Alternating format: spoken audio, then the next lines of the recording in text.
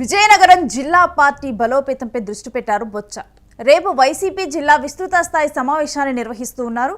అన్ని నియోజకవర్గాల నుంచి పార్టీ సమన్వయకర్తలు, వైసీపీ అనుబంధ సంఘాల నేతలు హాజరు కావాలని ఆదేశాలందాయి. మౌన ముద్రలో ఉన్న వైసీపీ సీనియర్ నేతలు ఇప్పుడు మౌనాన్ని వీడుతున్నట్లుగా చూడాలి. పార్టీ నేతలను యాక్టివ్ చేయబోతున్నారు బొత్స. ఇక పార్టీ నేతలను యాక్టివ్ చేయమని బొత్స సత్యనారాయణకైతే ఆదేశాలు అందాయి. ఈ మేరకు కూడా వైసీపీ అధినేత జగన్ ఆదేశాలు ఇవ్వడం జరిగింది. 2019 ఎన్నికలలో వైసీపీ క్లీన్ స్వీప్ చేసింది. 2024 ఎన్నికలలో టీడీపీ క్లీన్ స్వీప్ చేసింది. ఇక బొత్స సహా మిగిలిన నేతలు ఓటమి పాలయ్యారు. పార్టీలో లోటుపాట్లు సరిచేసుకొని జనంలోకి రావడానికి వైసీపీ ఇప్పుడు స్కెచ్ చేస్తుంది. ఏదైతే 2019లో క్లీన్ స్వీప్ చేసిందో ఈసారి కూడా నెక్స్ట్ రాబోయే ఎన్నికల్లో క్లీన్ స్వీప్ చేయాలి, ఆ దిశగా వర్క్ చేయాలి అంటూ కూడా బొత్సకు ఆదేశాలు ఇవ్వటం. బొత్స ఈ మేరకు కూడా బొత్స ఆధ్వర్యంలో పార్టీ సమన్వయకర్తలు వీళ్ళందరితో కూడా ఒక విస్తృత స్థాయి సమావేశం నిర్వహించనున్నారు. దీంట్లో ఏ విధంగా పనిచేయాలి, వైసీపీని నెక్స్ట్ తిరిగి అధికారంలోకి తీసుకొని రావటం, అక్కడ ఉన్నటువంటి 9 స్థానాలను కూడా కైవసం చేసుకునే దిశగా అడుగులు వేసేందుకైతే అంతా సంసిద్ధం చేస్తూ ఉన్నారు. దీనికి సంబంధించిన పూర్తి డీటెయిల్స్, మరి దీనికి సంబంధించి ఎవరెవరు హాజరవుతున్నారు ఏంటి, మరి విజయనగరం జిల్లాలో జరగబోతున్న వైసీపీ పార్టీ సమావేశం గురించిన పూర్తి డీటెయిల్స్ కూడా మా ప్రతినిధి రమేష్తో మాట్లాడి తెలుసుకుందాం. రమేష్, ఇక బొత్స యాక్టివ్ అయిపోయి పూర్తిగా కూడా మిగిలిన నేతలను యాక్టివ్ చేయబోతున్నట్లు తెలుస్తోంది. పూర్తి డీటెయిల్స్ ఏంటి? మనం చూసుకుంటే విజయనగరం జిల్లాలోని వైఎస్ఆర్ కాంగ్రెస్ పార్టీ గడిచిన ఎన్నికల్లోని పూర్తిగా చతికిలు పడిందని చెప్పాలి. 9 నియోజకవర్గాలు కూడా కోల్పోయింది. బొత్స ఎందుకంటే గడిచిన 2014 ఎన్నికల్లో బొత్స మినహా మిగతా అంతా ఓడిపోయిన పరిస్థితి మనం చూసాం. అయితే ఈ ఎన్నికల్లో అయితే బొత్స సహా మొత్తం 9 నియోజకవర్గాలు కోల్పోవడం అనేది గట్టి కోలుకోలేని దెబ్బ అని చెప్పాలి ఆ పార్టీకి. అయితే పార్టీ ఓడిపోయి 2 ఏళ్లు గడిచిన కొద్దీ ఇప్పుడు విస్తృత స్థాయి సమావేశాలు పెట్టుకుంటున్నా సరే ఈసారి రేపు జరగబోయే విస్తృత స్థాయి సమావేశానికి అయితే ఒక ప్రత్యేకత ఉందని చెప్పుకోవాలి.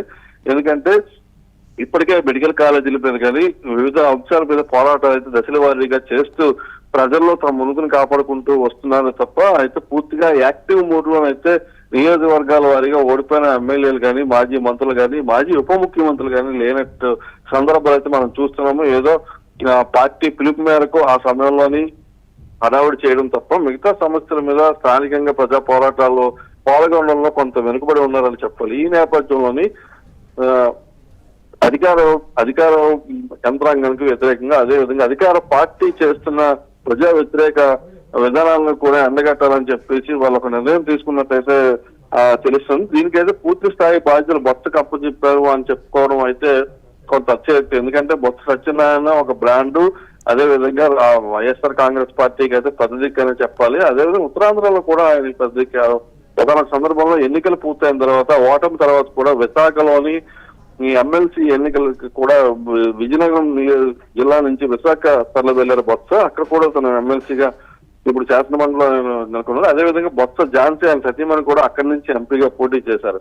అయితే జిల్లా పార్టీలో చక్రం తిప్పుతున్న ఆయన మేనలుడు మధ్య శ్రీనివాసరావు కూడా భీమిలి నియోజకవర్గ ఇన్ఛార్జ్ గా కూడా చేశారు. దీంతో పాటు ఒక్కసారిగా జిల్లాలోనైతే పార్టీ కొంత శూన్యత అన్నది ఉన్నట్టుగా తెలుస్తుంది. అయితే ఏది ఏమైనప్పటికీ జిల్లాలోని పార్టీ నాయకులకి, కార్యకర్తలు నేనున్నానంటూ అందుబాటులో ఉన్నప్పటికీ కూడా పూర్తి స్థాయిలోని విశాఖ జిల్లాకి తరలిపోయారో బొత్స కుటుంబం అన్న చర్చల నేపథ్యంలో మరలా రేపు ఈ సమావేశం పెట్టడం నియోజకవర్గాల వారీగా ఇందులోని ఏకంగా బొత్స బంధువులే ఉన్నారు. ఒక జగన్ చూసుకుంటే ఆయన సోదరుడు, అదేవిధంగా నెల్లిమల్లి నియోజకవర్గం చూసుకుంటే ఆయన మేనరుడు, ఇలా తదితరులంతా బొత్స కుటుంబం సభ్యులే ఉన్నారు. వీళ్ళందరితో పాటు మిగతా నియోజకవర్గ ఇన్ఛార్జీలు, మాజీ మంత్రులు కూడా ఈ సమావేశానికి హాజరు కావాలి. ఖచ్చితంగా ఈ సమావేశానికి హాజరు కావాలని చెప్పి ఇప్పటికైతే ఆదేశాలు జారీ చేసినట్టు తెలిసింది. దీనికి సంబంధించి ఇప్పటికే పూర్తి స్థాయి ఏర్పాట్లు కూడా జరుగుతున్నాయి. అయితే రమేష్, కింది స్థాయిలో ఇప్పుడు మనం చూసుకుంటే వైఎస్ఆర్సీపీ మొత్తం కూడా ఇక్కడ గతంలో 2019లో క్లీన్ స్వీప్ చేసింది. ఆ తర్వాత 2024లో టీడీపీ క్లీన్ స్వీప్ చేసింది. విజయనగరం ప్రజలు ఎటు ఉన్నా కానీ అందరూ కూడా ఒక్కరికే తీర్పు చెప్తున్నటువంటి సన్నివేశాలు విజయనగరంలో మనకి ఆసక్తికరమైన సన్నివేశం కనిపిస్తుంది. ఈసారి క్లీన్ స్వీప్ చేసే దిశగా కూడా 2019 రిజల్ట్ రిపీట్ అవ్వాలని కూడా వైసీపీ వర్క్ చేయబోతుందా ఏంటి? ఎటువంటి ఆదేశాలు బొత్సకి ఇవ్వటం జరిగింది వైసీపీ అధినేత?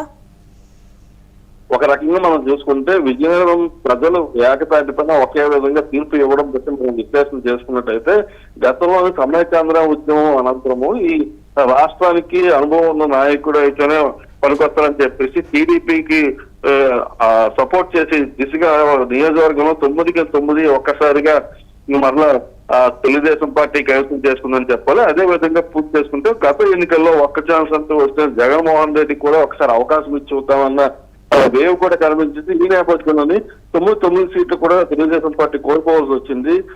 దాంతో అయితే ఇక్కడ యాక్తిత్రాధిపత్యం చేశారు బొత్స సత్యనారాయణ.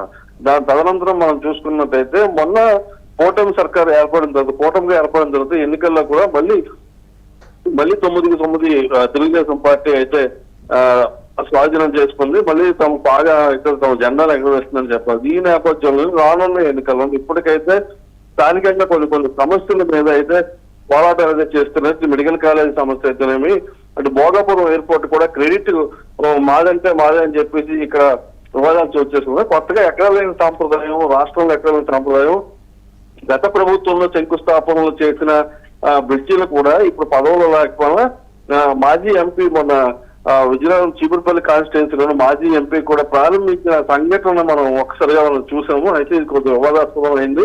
దీనికి సంబంధించి అనంతరం మాజీ మంత్రి తెలుగుదేశం పార్టీ ప్రస్తుత ఎమ్మెల్యే కిమిడి కళా వెంకట్రావు కూడా మరలా దాన్ని ఎంపీతో సహా ప్రారంభోత్సవం చేసిన సంఘటన మనం చూస్తున్నాం. ఈ నేపథ్యంలోని క్రెడిట్ స్టోరీ అంటూ ఇక మన అయితే విజయనగరం జిల్లా వ్యాప్తంగా జరుగుతుందని చెప్పాలి. ఈ నేపథ్యంలోని ఈ ఉధృతుల నేపథ్యంలో రేపు సమావేశం అయితే అత్యంత ప్రాధాన్యత సంతరించుకుందని చెప్పాలి.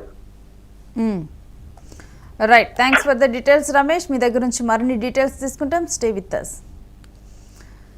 ఇక పార్టీలో లోటుపాట్లు సరిచేసుకొని జనంలోకి రావడానికి వైసీపీ పూర్తిగా కూడా స్కెచ్ని సిద్ధం చేసినట్లుగా మనం చూడొచ్చు. ఎక్కడికక్కడ కూడా పార్టీ నేతలు ప్రెస్ మీట్లు నిర్వహించడం, ఏదైనా అంశం మీద మాట్లాడటం, ఇదంతా కూడా చూస్తుంటే వైసీపీ అధినేత జగన్ నుంచి కూడా పార్టీలో ఉన్నటువంటి నేతలకి పూర్తిగా కూడా పార్టీని బలోపేతం చేసేందుకు అందరూ ఎక్కడికక్కడ యాక్టివ్ అవ్వాలంటూ కూడా జగన్మోహన్ రెడ్డి ఆదేశాలు ఇచ్చినట్లు తెలుస్తుంది. ఇక విజయనగరం జిల్లా పార్టీ బలోపేతం మీద దృష్టి పెట్టారు బొత్స సత్యనారాయణ.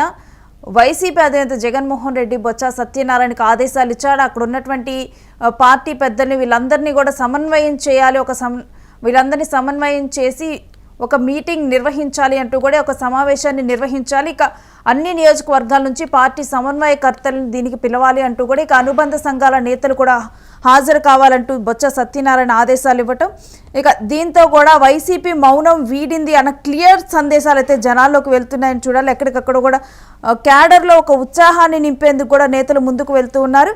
ఇక ఆ పార్టీ నేతలను ఇప్పుడు విజయనగరంలో యాక్టివ్ చేయాలని బొత్స సత్యనారాయణ ఆధ్వర్యంలోనైతే ఈ సమావేశాన్ని నిర్వహిస్తూ ఉన్నారు. ఏదైతే 2019 ఎన్నికల్లో వైసీపీ ఇక్కడ క్లీన్ స్వీప్ చేసిందో అదే దిశగా మళ్ళా కూడా వర్క్ చేయాలి. నెక్స్ట్ రాబోయే ఎన్నికల్లో ఇక్కడ 9 స్థానాలని కైవసం చేసుకోవాలి, క్లీన్ స్వీప్ చేయాలి, వైసీపీ క్లీన్ స్వీప్ చేయాలంటూ కూడా ఒక ఆదేశాల నేపథ్యంలో ఇప్పుడు బొత్స సత్యనారాయణ పూర్తిగా కూడా విజయనగరంలో వైసీపీని యాక్టివ్ చేయబోతున్నారు. ఇందుకు పార్టీలో ఉన్నటువంటి లోటుపాట్లను చూసుకోవటం, ఇంటర్నల్గా ఉన్నటువంటి ఇష్యూస్ని మొత్తం కూడా ఇవన్నీ కూడా పక్కన పెట్టి పనిచేసేందుకు ఒక సమన్వయకర్తగా ఇప్పుడు బొత్స సత్యనారాయణ మారనున్నారు.